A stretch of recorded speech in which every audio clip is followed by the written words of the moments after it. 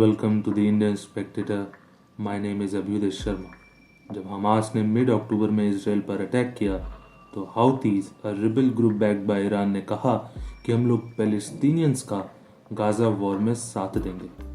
अगले ही महीने यानी कि मिड नवंबर में हाउथीज ने एक वीडियो रिलीज किया in which they were hijacking the ship, a ship which was linked to an Israeli businessman. अब उस वीडियो रिलीज करने के दो ऑब्जेक्टिव थे.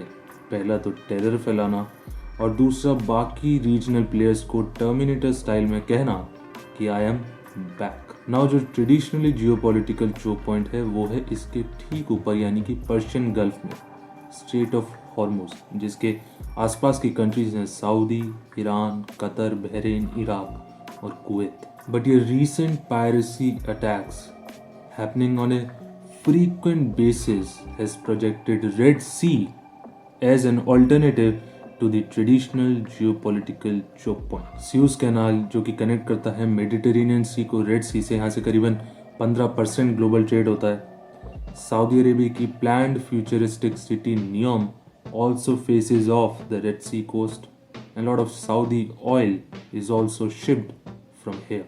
एंड इस रीजनल इंस्टेबिलिटी को काउंटर करने के लिए यूएस ने अपने वहाँ पे ड्रोन्स और मिसाइल्स लगा दिए हैं and is urged the nations to establish a multilateral task force around the narrow Bab el Mandeb Strait, जिसके अराउंड कंट्रीज है यमन, जिबूती, जिसके अंदर काफ़ी कंट्रीज के मिलिट्री बेसिस भी हैं जैसे कि यूएस, चाइना, इटली, जापान और France and Eritrea.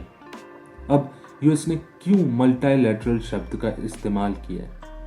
Because security concerns all ना, तो यूएस अकेले ही रिसोर्सेज क्यों खर्च करेगा? अब जैसे जैसे देशों ने अपनी मिलिट्री स्पेंडिंग और आर्सनल मिक्स को डाइवर्सिफाई किया है, उसी तरह सिमिलर लाइंस पे हाउथीज ने भी अपना मिलिट्री अपग्रेडेशन किया है. अब इस रीजनल इंस्टेबिलिटी में ironically because of geopolitical complexities Saudi Arabia ने यूएस को रिस्ट्रेंट दिखाने को कहा है.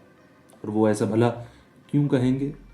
क्योंकि जब से सऊदी अरेबिया और ईरान की पीस टॉक्स कंक्लूड हुई हैं तब से सऊदी लीडरशिप हाउथी लीडरशिप के भी टच में है. अब देखो, इस सिक्योरिटी इंस्टेबिलिटी की वजह से ग्लोबल इम्पैक्ट तो होगा, मगर रीजनल पॉइंट ऑफ व्यू से एशियन इकोनॉमीज यानी कि चाइना, जापान, कोरिया और इंडिया पे ज़्यादा फर्क पड़ेगा. और ऐसे ही सिक्योरिटी कंसर्न्स को मद्देनज़र रखते हुए ऑपरेशनल संकल्प जो कि 2019 में स्टार्ट हुआ था, तब से जो भी ऑयल टैंकर्स इंडिया आ रहे हैं, नेवी उनको एस्कॉर्ट करती है. एंड ताकि रीजन में स्टेबिलिटी रहे, यूएस की जो कॉल है कि एक मल्टीलैटरल टास्क फोर्स बनाई जाए, वो इरैशनल नहीं है. इससे पहले भी 2012 में गल्फ ऑफ एडन के पास इंडिया, चाइना, जापान और कोरिया जॉइंट पेट्रोलिंग करते थे बारी बारी. आज के ज़माने में चाइना से ऐसा उम्मीद रखना कि एक मल्टीलैटरल सिक्योरिटी आर्किटेक्चर या अरेंजमेंट का पार्ट हो, वो बेकार है.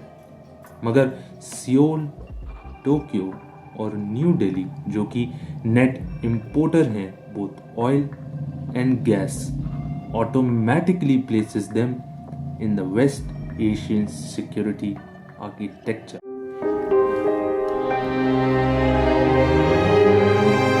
नॉन स्टेट एक्टर्स जैसे कि हमने प्री 2014 कश्मीर में देखा था, नॉर्थ ईस्ट के मिलिटेंट ग्रुप्स और हाउथीज वर स्ट्रेंथनिंग देमसेल्व्स मिलिटरीली, डाइवर्सिफाई वगैरह करके, इकोनॉमिकली, एक्सटॉर्शन, किडनैपिंग, करप्शन करके, and politically by engaging with the governments, and also if they got a chance to carve out a sphere of influence for them. तो चीज़ें बदल गई हैं. Waste lead security order को constantly challenge किया जा रहा है और आज की दुनिया में जहाँ नज़र घुमाई जाए वहीं लड़ाई चल रही है. मल्टीपोलर सिर्फ स्टेट्स के कॉन्टेक्स्ट में नहीं रह गया, बल्कि मैक्रो लेवल पे मल्टीपोलर नॉन स्टेट एक्टर्स के कॉन्टेक्स्ट में भी हो गया है. तो simply unilaterally deploy M and shoot से काम नहीं चलेगा.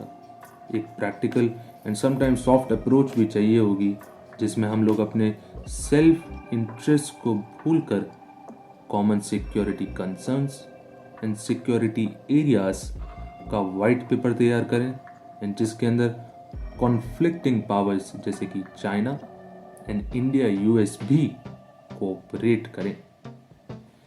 Have a nice day.